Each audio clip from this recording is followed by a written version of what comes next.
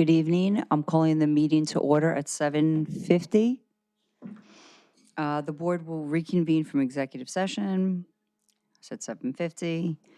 The public has been duly informed of this meeting in accordance with Chapter 231 of the Public Laws of 1975 by posting at least 48 hours in advance a notice on the bulletin boards in Stevenson and Churchill schools, a notice to the township clerk, and a notice to the Passaic Herald News and the Progress. Now, please join us for the Pledge of Allegiance.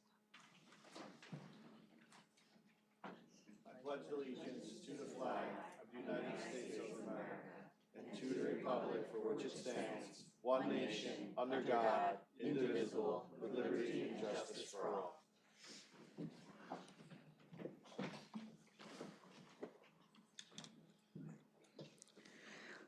Okay, at this point, we would like to take public comment on agenda items only.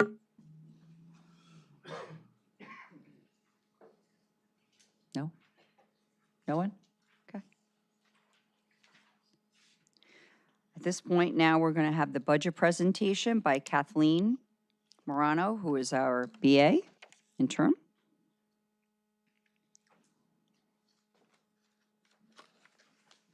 You all right?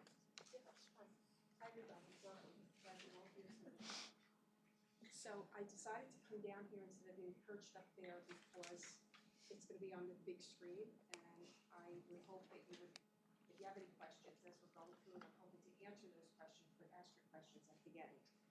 So thank you. Is the microphone on? Yes. Yes. Okay, slide 1 or page 2. Okay, our mission statement. So the community of Fairfield Public Schools is committed to providing an environment that cultivates individual abilities, respects differences, and nurtures responsibility and cooperation. Our overall goal is to provide the best possible educational program for the children of the Fairfield Public Schools while exercising the utmost diligence in the expenditure of funds. Next slide, Will. So the next slide basically is the budget calendar, and there's key dates by statute on when we have to do certain things. For example, tonight is the 26th. There's a window of opportunity for the public hearing. We submitted our tentative budget on March 16th. Our state aid allocations were released 2 days after the governor's budget address. And then in January and February, we meet to review the budget calendar, but also project our staffing needs for next year, some of our contractual benefits, and discuss with the principals and the administrative team their needs for the following year. Okay, next. So on this slide, the 23-24 budget provisions maintain all current academic programs. We still continue to sustain small class size. We preserve the health, safety, and security and learning aesthetics of each classroom environment. We provide instructional practice and data analysis to improve curriculum and student engagement. We integrate technological advances in student curriculum. We support our social and emotional needs of the student and staff. And we provide funding for out-of-district transportation and tuition. We continue to use professional development in pertinent areas, and we address facility improvements such as this summer, Churchill ceiling and mold remediation. And we're also having a project at Stevenson School where is the electrical upgrades at Stevenson.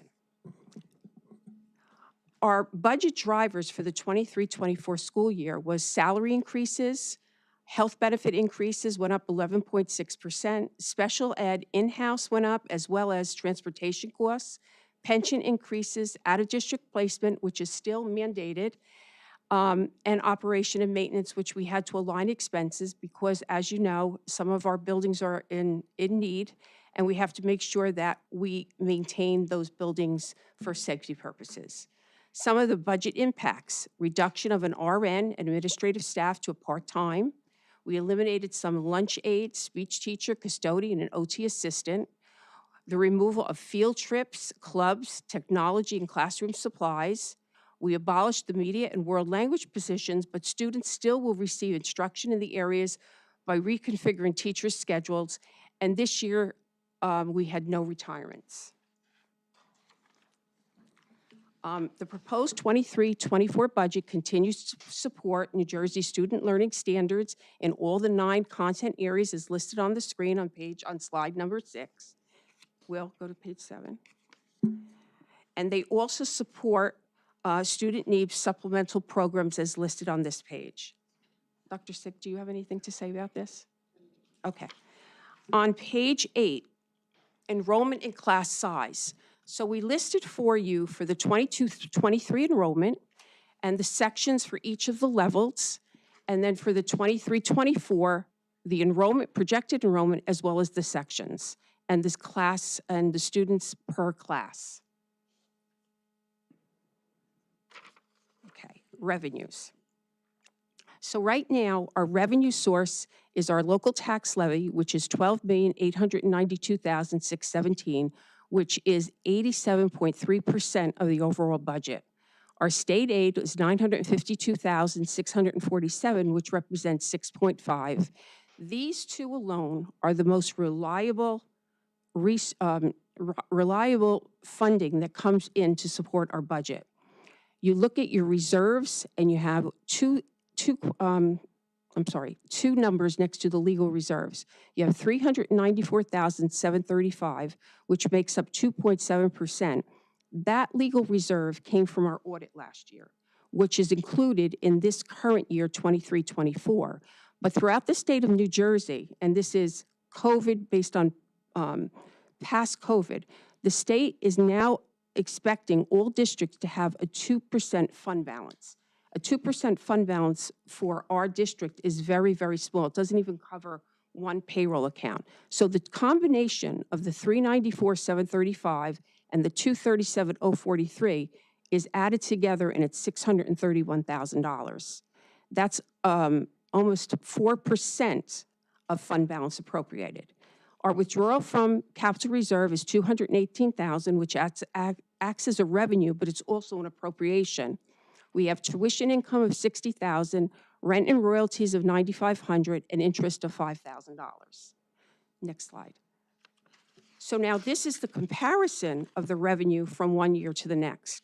So our local revenue is actually going up by 4.8%, which is primarily due to statutory adjustments of bank cap of $71,983, and the health benefit statutory growth of $197,271, which are both on the agenda and in resolutions tonight because that's what the state requires. Now, had we not been granted those allocations, our tax levy would have only gone up by $247,000. So you see those notes on the bottom? So in reality, we are capped. This is what we can afford as a district of $14,769,982.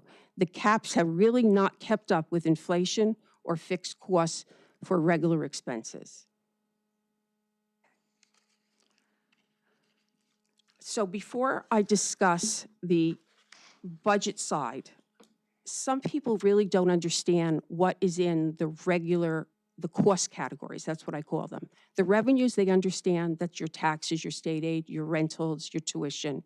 Your appropriations are money we plan to spend, but your expenditures are actually what's spent.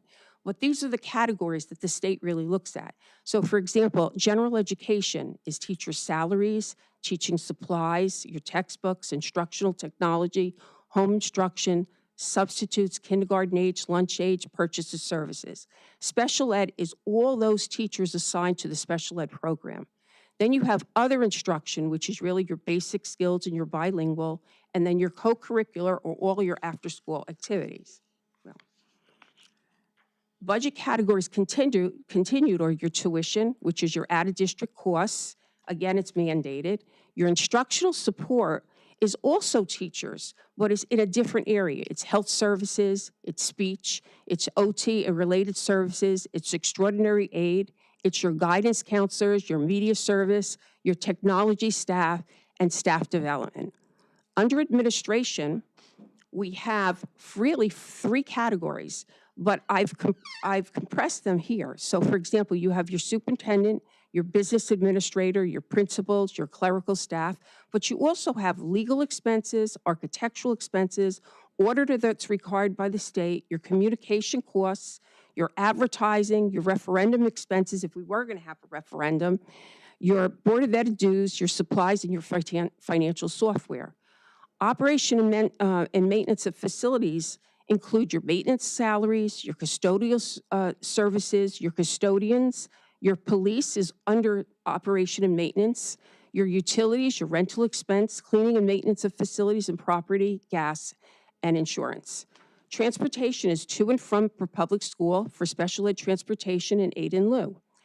Employee benefits are made up of our medical, a dental, or vision, workers' comp, Social Security, unemployment, PERS, pension liability, and DCRP, and tuition reimbursement.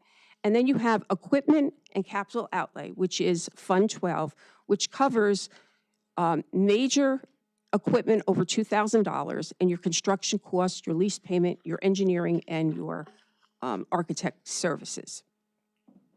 Okay, so what I did here for the 23-24 budget appropriations is instead of doing a pie chart, I did a table, which shows the highest to the lowest in terms of where the money is going. So you have your general education instruction and your special ed, and that combined is 40.5% of the budget. Then you have your employee benefits, which make up 18.4, your support services, which is 10.7, your maintenance operation is 9.5, administrative support services is 8.8, your transportation is 7.1, your capital outlay is 2.9, your out-of-district tuition is 1.8, and your food service is very minimal. So the total adds up to 100% of a total budget of $14,769,982. Slide 14 is just a comparison from year to year.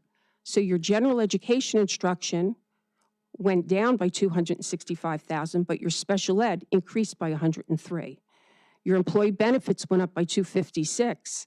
Your support services increased by $71,259. Your maintenance and operation increased by $61,259. Your administrative support was decreased. Your transportation increased. Your capital outlay was decreased. Tuition went up again by $121,469, and your food service was a minimal decrease. So the net increase and decrease is $385,617. So this slide, I think, is very interesting because it shows you where the money is going in terms of everyone. So the total salaries are $8,683,970, and your total benefits is $2,719,000, but the total is 77% of your overall budget. Now, this includes everyone's salary: aides, substitutes, teachers, administrators, custodians, everyone's salary. Okay. So the crux of the detail of the tax impact for the 23-24 budget. So the top portion basically shows you for the 21-22, the taxes, what they were in that year, followed by 22-23 and 23-24. The bottom of page slide 16 is really a calculation that's done really by, it's Mr. McCluskey, correct? And I give him a lot of credit for assisting with this analysis. But this is something where the county submits the A4F in raising taxes. And really, it's half of one year and then half of the following year. So it's not a total of the $12,892,000. They're still collecting taxes on the prior year first half. So when we look at how does this affect your pocketbook, the bottom right-hand corner is $81.88 per year based on a home assessed at $529,188, and the annual property tax increase per month is $6.83. Slide 18. Okay, this is the same thing as I just went through, but it gives you an analysis based on 3 years and where the property values. So this year, because we're up 4%, that's why you see an increase from $33,886 for the 22 year to $81.88 for the 23 year. Okay. So now, as I mentioned to you about district caps, the state in their infinite wisdom, it would be great if we're able to raise want to turn around to face the audience. It would be great if we were able to raise our revenues and not have a ceiling on it, but the state doesn't require that. This is the only way that we can raise the taxes, by asking the voters or the community to help us in November, okay? Because our taxes are at the all-time limit according to what the state requirements are. So the first question, proposal number 1, is asking the community for $930,008, and it is for, hold on. I know it's up there, but I just wanted to get to my notes. So it's supporting 4 teachers, 1 media specialist, 1 speech teacher, 1 nurse, 2 part-time nurses actually, and 1 custodial position, plus their benefits, after-school clubs, to restore our technology person to a full-time position, security, which is the police for extended hours, because we'd like them in the buildings, so security costs and unemployment costs for a total of $930,008. Next question. Okay, our second proposal is for $235,916. And this includes technology, meaning computers or Chromebooks infused into the schools, restating lunch aids, an occupational therapist, reinstating field trips, digital software, Social Security, and unemployment costs at $235,916. And the third question is $540,000, and that was due to the fact it's really for aides on the buses. It's not for, we are employing the aides. We don't own the buses. But way back when, we were having some issues on the buses, and parents asked, can you possibly put aides? And we can't afford that, but this is what we decided to move forward in. So it's a menu option for the November ballot. It's either A, B, or C, or a variety of whatever you would like to support. And that equals the 540. So again, the cost of the proposals. Question 1, the tax impact is $19.44 monthly, or $233 yearly. Question 2 is $9.88 monthly, or $118 yearly. And question 3 is $14.07 monthly, or $168 yearly. For under $43.99 per month, if you voted on all 3, that's what you would be paying.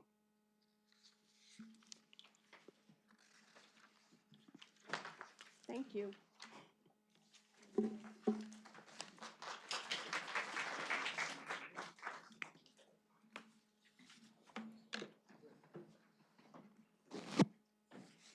Thank you, Kathleen.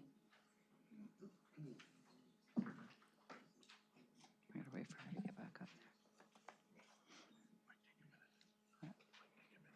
there. Oh, no, Sue does this part, right? You do first? Oh. Okay, so I'm going to turn it over to Sue now for enrollment. Yeah, sorry, we're moving on to personnel. All right, thank you. Under personnel, Should I ask? Wait, hold on one second. Does anyone have any questions on the budget? Come up to the podium, please. Just a quick clarification, the last meeting. Name, state your name. The bus program. Sorry, can you state your name? Excuse me, sir. and Oh, I'm address? sorry, Ed Whitaker. Thank you. An address, please? Address? At 23 John Street. Thank you. Thank you. We had a discussion about the bus program, and there was a discussion of if we raised that, made the subscription cost higher, that would help cover some of the costs of losing some of the teachers. Whatever happened with that discussion? Well, the subscription portion is built into this budget. The problem was that this year they had a tiered rate for what they were charging subscription parents for. And we really didn't collect enough money to really fund the subscription busing the way we wanted to, correct? Andrea, is that correct? Yes. Okay, so the board, Charge enough, or people didn't pay it? no, I don't believe we charged enough. I think that we were really trying to work with the parents last year. I heard it was a very spirited board meetings, and I think they came to a compromise. But after going through this year, it really wasn't enough to cover the share of the subscription busing. So I believe what you heard was that there will be an increase in per student increase for subscription busing to cover that share. And if the ridership is not there next year, then they're going to have to abolish it. You know what that amount's going to be? Not yet. It'll probably be forthcoming because right now Anna Marie Karsh is going to send out a survey very, very soon, probably early part of next week, to basically survey the parents to see if they want to continue or want busing. And then once that happens, that information will go back to the board in terms of how much ridership, and then at the next meeting, they'll make that determination in terms of cost.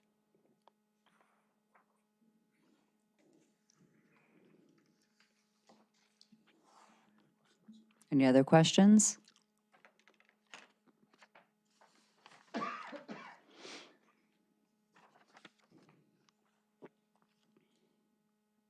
Gail Batone, Big Piece Road, 47 Big Piece Road.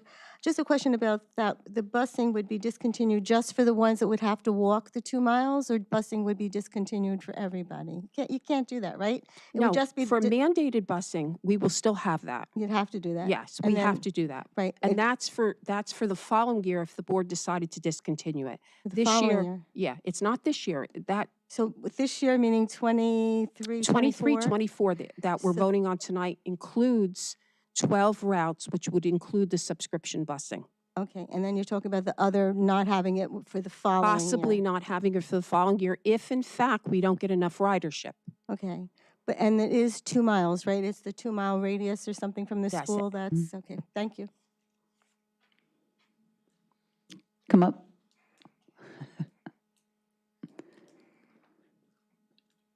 Hi, Tyler Masterson, 21 Henrietta Drive.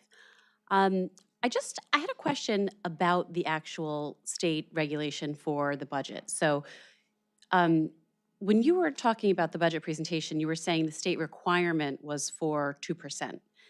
Is it, previous conversations, I feel like we called it a cap. So is it that you're only allowed to take 2%, or the township is only required to send you 2%?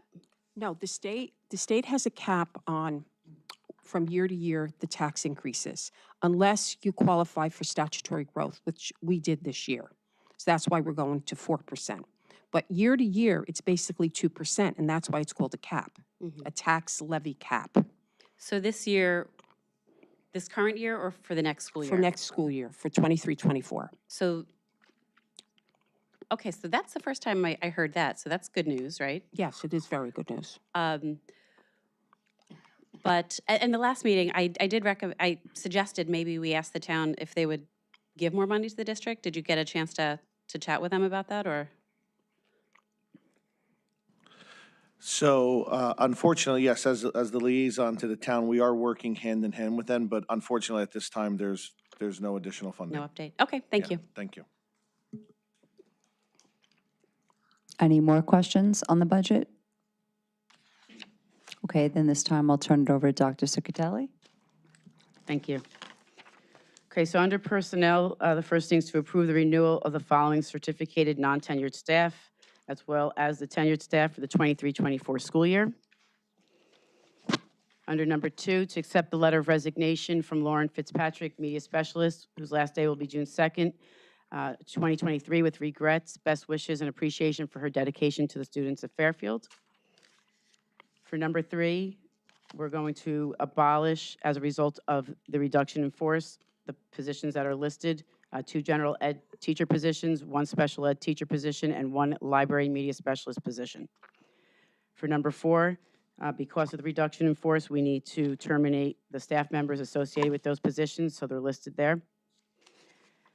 For B, number 1, approve the renewal of Jane Serpico as a tenured child study team secretary for the 23-24 school year.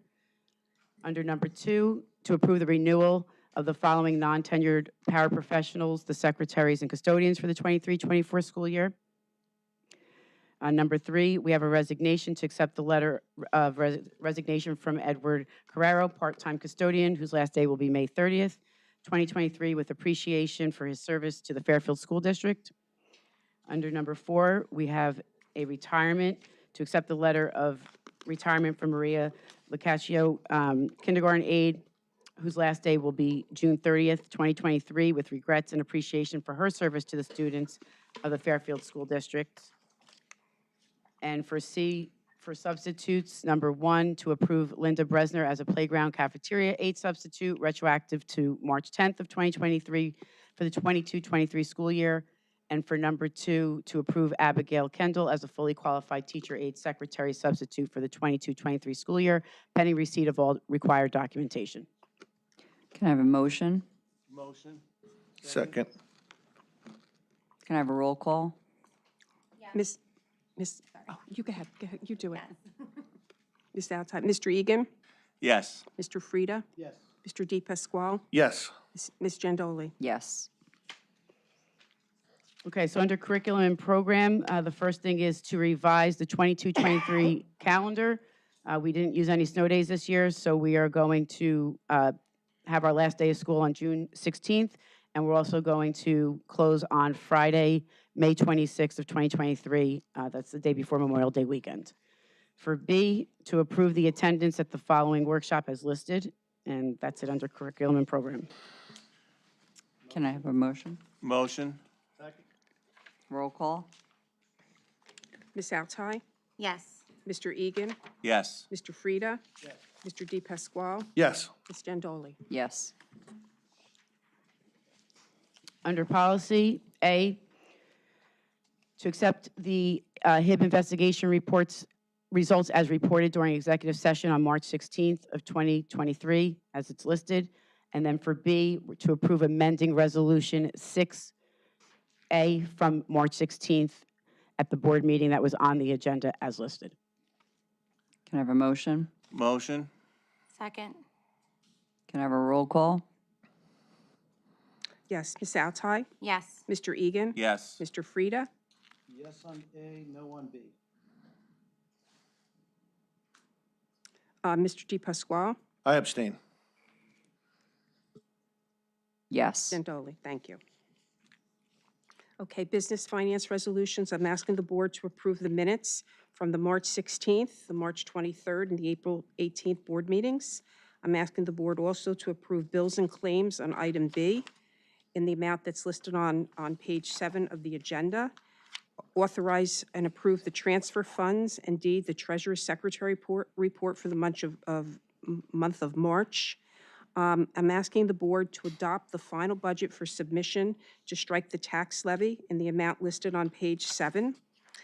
And on page 8, to approve the use of the cap, the adjustment in the healthcare costs, and the cap to reserve adjustment. Approve the maximum travel for I and the travel-related expense reimbursement policy on J, and also the additional spending proposals, item K, numbers 1, 2, and 3. On page 11, I'm asking the board to approve the New Jersey Insurance Group Safety Award Grant in the amount of, I believe it's $2,033. And under contracts, I'm asking the board for M, it's Altice Business Telecommunications. I believe this is the second of the 3-year contract, and that's why it was placed back on the agenda from last year, as well as N. And I'm asking the board to approve the Univent repair at Churchill in the amount of $6,001,870 as listed for the cafeteria from the contractor Daylor. I'm asking the board to approve the out-of-district tuition and transportation contracts, home instruction for High Focus in the amount of $47 per hour for 5 hours per week. The out-of-district placement for New Beginnings in the amount of $150,944. The Essex Regional Special Ed Services Commission for all the services that we may require for the fiscal year 23-24. And under administrative, This is a donation from the D Fleet Living Library Fund. It was given to Churchill School, the amount of $10,016.46 for books, and also to accept the donation from the police department for $1,000. On the bottom of page 13, the facility use, which is for clubs at Stevenson School and also for the lead graduation, the helicopter landing, which is a big to-do here.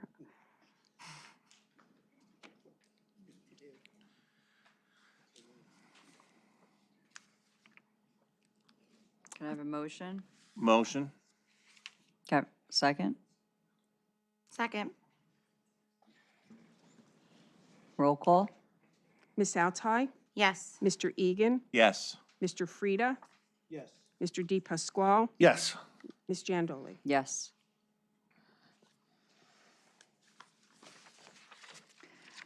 At this time, does the committee have any old business to report? No? Okay. How about new business? Okay. Any committee reports? Okay, at this point, we'll take public comments on non-agenda items only.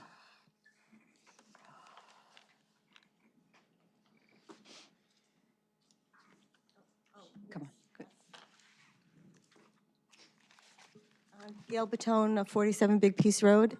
I'm not sure if this fits here, but if the, I'm going to call it those three proposals pass in November, will those positions be opened again? You know, the teaching positions? Because I think you said that last time. So Yes, and it that they would start be like in reinstated. They It would would be be Yes. reinstated. reinstated in January? Yes. Thank you. Yes.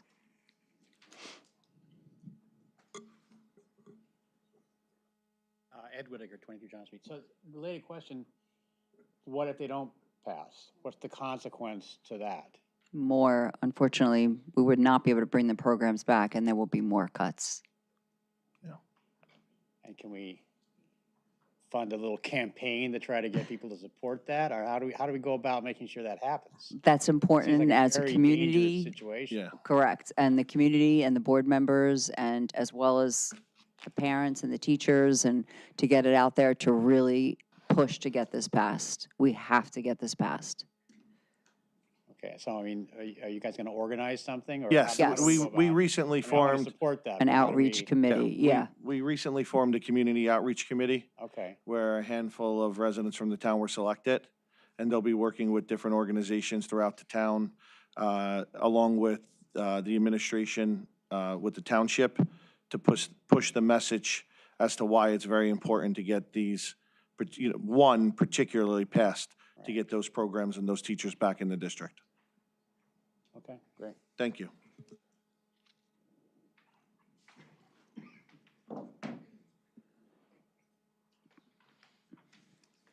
Desiree Agrifolio, 53 Carlos Drive. I'm reaching out just because I want to see, you're saying that the budget, of course, is because of salary for teachers. Has it been looked at as like, how many teachers are, say, these higher level teachers? I know we're cutting these lower level teachers. Has that been looked at as to how many teachers are at like the top of, say, the salary guide? And is there a way to maybe offer those teachers who are near retirement some sort of package of sorts? Has that been looked at all? So we can't do that. Yeah. It's not legal to do that. It goes by seniority. So if you're tenured, it doesn't matter if you are here for 5 years as a tenured teacher or 25. So we can't do anything of that nature. So unfortunately, it's the non-tenured teachers that typically get cut. Okay, so there's no ability to come up with some sort of package that allows these Not in a school teachers system, that are, okay, but thank you. thanks. Does anyone else have any questions? Hi, Marlena Brzezinski, 14 Crescent Drive. I have a question regarding the class trips. You mentioned it before. I the HSA helps fundraise for the class trips too, so what exactly do you guys fund? If, oh, gosh.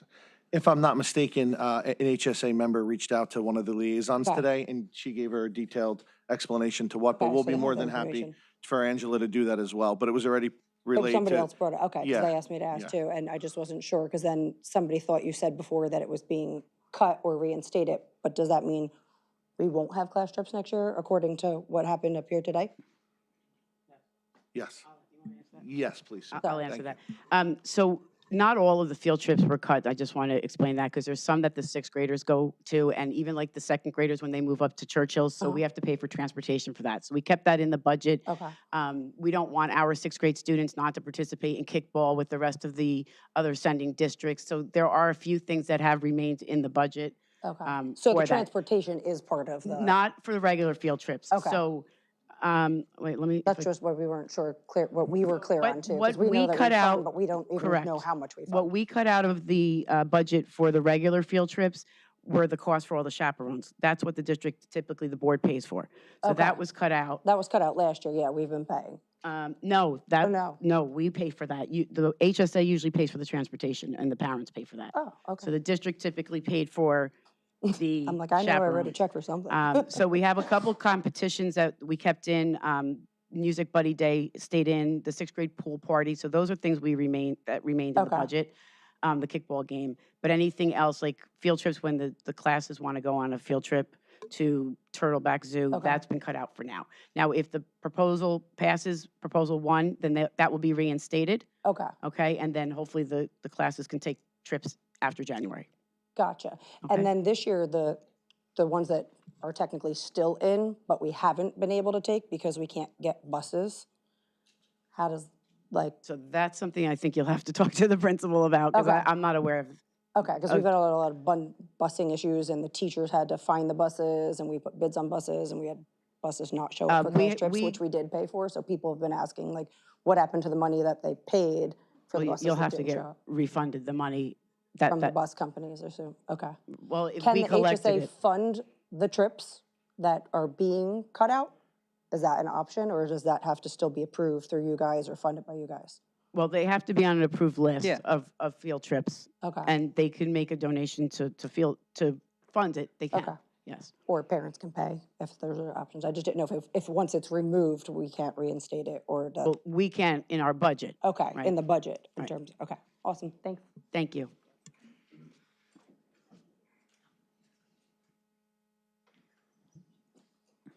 Hi, Lillian Coyle, Sand Road. I have a question regarding a statement that the Fairfield Police put out, a statement on a matter of public interest.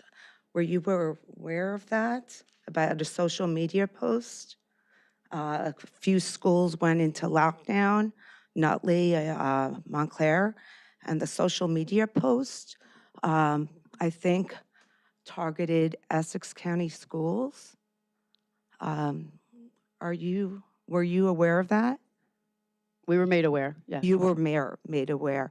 Now, when it comes to lockdowns, oh, and I understand, I don't, if there's investigations still going on. But my other question is, who decides to put a school in lockdown? Do you work with the police department or the superintendent? How does that work? So any staff member that's in the building, if they feel that the building needs to be put in lockdown, they can call a lockdown. Right, but if it's something on social media, and what if So if there's a someone threat just- like that, we do work with the police department to see if it's a viable threat to our district.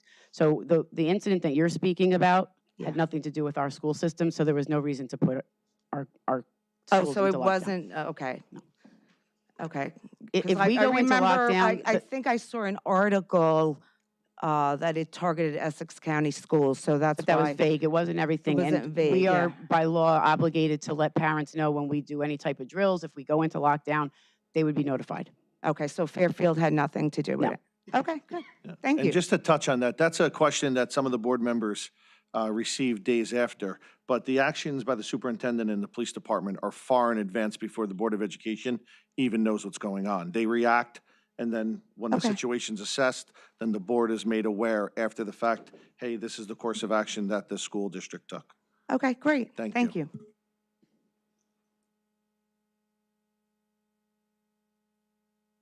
Chief Anthony Manor from the Police Department. I just want to correct one statement that was just made. There was never an expressed or implied threat against any school, whether it be in Essex County or any other jurisdiction.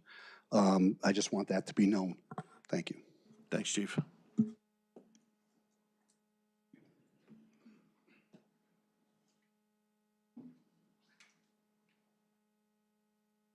Hello, Marissa Nasisi, 5 Victorian Lane. So with the proposals, let's say they don't get passed, there's going to be cuts for teachers and stuff and the specials, and so there's going to be freed up classrooms most likely, right? So if that's the case, do we need the trailers? Because wasn't that a big cost to this past year? Because wouldn't, if we get rid of those trailers, wouldn't that free up some money? I mean, you're making assumptions as to where cuts would be, so I can't really speak to that. I mean, we haven't gotten to any situations where we know where any cuts would be made. But So, shouldn't it be discussed about what potentially could happen in the future? So if those 3 proposals don't get passed, right, you've listed out all the teachers that would no longer have jobs, which would free up classrooms. So if that's the situation, there's more classrooms, so then we don't need trailers. well, no, because we have teachers that are sharing No? spaces right now. Okay, I didn't know that. Yeah, that's okay. And then even at Churchill is very crowded. Okay, It's overcrowded. We have teachers that are on carts even at Churchill, so we don't have extra space over at Churchill at all. okay. Okay. So would the trailers have to be used in that situation? I'm not saying to get rid of them, but would they be used? Because I know we'd have freed up space in the school, right? So would they need to be used? If I may. The trailers and the referendum, because it's all part of it. Yes. That's where it came about, was discussed probably for 2 years. And we've made many a times where we've mentioned that classrooms, and I think Dr. Ciccarelli just said it, classrooms are being shared.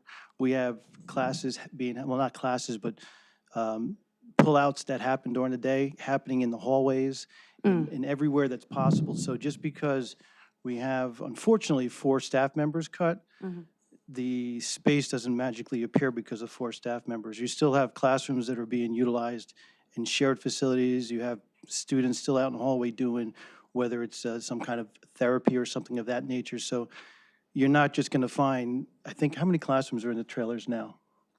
4. You're not going to find 4 classrooms like that, unfortunately. And that's the reason behind the trailers, is because we were already out of space prior years, and that was the best option until the referendum comes through. Got it. Okay, yeah, I think I just know, unfortunately, one of the teachers that didn't get their job, I know that that individual, that class will be freed up. That's why I didn't know about the shared space. And then also the PowerPoint that was shown, is that going to be on the school's website, just so we could access it? Yes. Okay. And then last question, just because I want to confirm I understand it correctly. If all 3 of those proposals are passed come November, that will only raise our taxes approximately $200 for the year. Roughly $43.19 per month. Got it. So approximately $500. You know, $500, 43 okay. times 10, 430, plus 80, yeah, so, Yeah. Okay, and that's all on the PowerPoint. I didn't know. and if I it'll all caught it. be on the website tomorrow. Great, Yes. thank you. Are there any more questions? That's right.